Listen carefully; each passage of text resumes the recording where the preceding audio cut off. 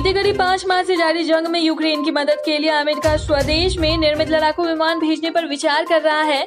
इससे जंग और तेज होने का अंदेशा है। इस जंग के चलते पूरी दुनिया में कई संकट पैदा हो गए हैं। सबसे अहम खाद्यान्न संकट आपूर्ति का है। हालांकि इस दिशा में दोनों देशों के बीच शुक्रवार को यूएन की मध्यस्थता में बड़ा करार हुआ है। चुनाव आयोग ने शिंदे ठाकरे गुटों को नोटिस जारी किया है। आयोग ने एकनाथ शिंदे गुट और उद्धव ठाकरे गुट को 8 अगस्त तक पार्टी पर अपने दावे से संबंधित दस्तावेज जमा करने को कहा। चुनाव आयोग ने दोनों पक्षों को पार्टी में विवाद पर अपना लिखित स्टेटमेंट देने को भी कहा है। जम्मू कश्मीर लिबरेशन फ्रंट का चेयरमैन यासीन मलिक दिल्ली की तिहाड़ जेल में उम्र कैद की सजा काट रहा है। इस साल मई में उसे आपराधिक षड्यंत्र रचने और राज्य के खिलाफ युद्ध छेड़ने से जुड़े मामलों में दोषी ठहराया गया था। मलिक ने सुबह से तिहाड़ जेल में भूख हड़ताल शुरू कर दी है। उसका कहना है कि उसके केस में सही जांच नहीं की है। अग्निपथ योजना के विरोध में देश भर में आगजनी और तोड़फोड़ से रेलवे को 259.44 करोड़ रुपए का नुकसान हुआ है।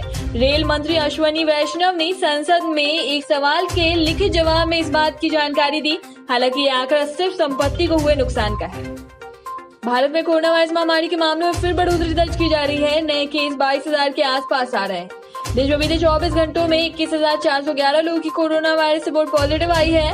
वहीं 20,726 मरीज रिकवर हुए हैं। इस दौरान 67 लोगों की मौत हुई है। दुनिया भर में कोरोना वायरस के मामले बढ़कर 57 करोड़ 38 लाख हो गए हैं। इस महामारी से अब तक कुल 64 लाख से ज्यादा लोगों की मौत हो चुकी है, जबकि 12.26 अरब से ज्यादा लोगों का वैक्सीनेशन हुआ है। ये आंकड़े जॉन्स हॉपकिंस यूनिवर्सिटी ने साझा किए हैं। श्रीलंकाई सेना ने शुक्रवार को दरमियानी रात संसद भवन के सामने लगे सरकारी विरोध प्रदर्शनकारियों के टेंट उखाड़ दिए। इस दौरान विरोध कर रहे प्रदर्शनकारी घायल भी हुए हैं। मीडिया रिपोर्ट्स के मुताबिक 2 पत्रकारों समेत कुल 9 लोगों को गिरफ्तार किया गया है। नए राष्ट्रपति रानिल विक्रमसिंघे ने गुरुवार को शपथ लेने के बाद सरकार विरोधी प्रदर्शनकारियों को सख्त कार्रवाई की चेतावनी दी थी। टीम इंडिया ने 3 वनडे मैचों की सीरीज के पहले मुकाबले में वेस्टइंडीज को 3 रन से हरा दिया। कप्तान शिखर धवन, शुभमन गिल और श्रेयस अय्यर की हाफ सेंचुरी के दम पर भारत ने टॉस हारकर बैटिंग करते हुए 50 ओवर में 7 विकेट खोकर 308 रन बनाए। जवाब में कैरिबियाई टीम 50 ओवर में 6 विकेट खोकर 305 रन ही बना सकी। देश के कुछ राज्यों में अभी भी भारी बारिश का दौर जारी है। बाढ़ के कारण कई राज्यों में हालात बिल्कुल खराब हो चुके हैं।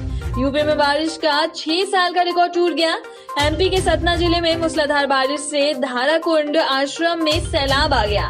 वहीं ग्वालियर चंबल में तेज बारिश से नदी नाले उफान पर हैं। तेल कंपनियों ने आज सुबह 6 बजे पेट्रोल के दाम जारी कर दिए हैं। आज लगातार 62वें दिन पेट्रोल डीजल के दाम स्थिर रखे गए हैं। आखिरी बार 21 मई के केंद्र सरकार के एक्साइज ड्यूटी कम करने के फैसले के बाद पेट्रोल डीजल के दाम कम हुए थे। सरकार ने पेट्रोल पर 8 रुपए और डीजल पर 6 रुपए एक्साइज ड्यूटी कम करके लोगों को बड़ी राहत दी थी। इसके बाद देश में पेट्रोल 9.50 रुपए और डीजल 7 रुपए प्रति लीटर सस्ता हो गया।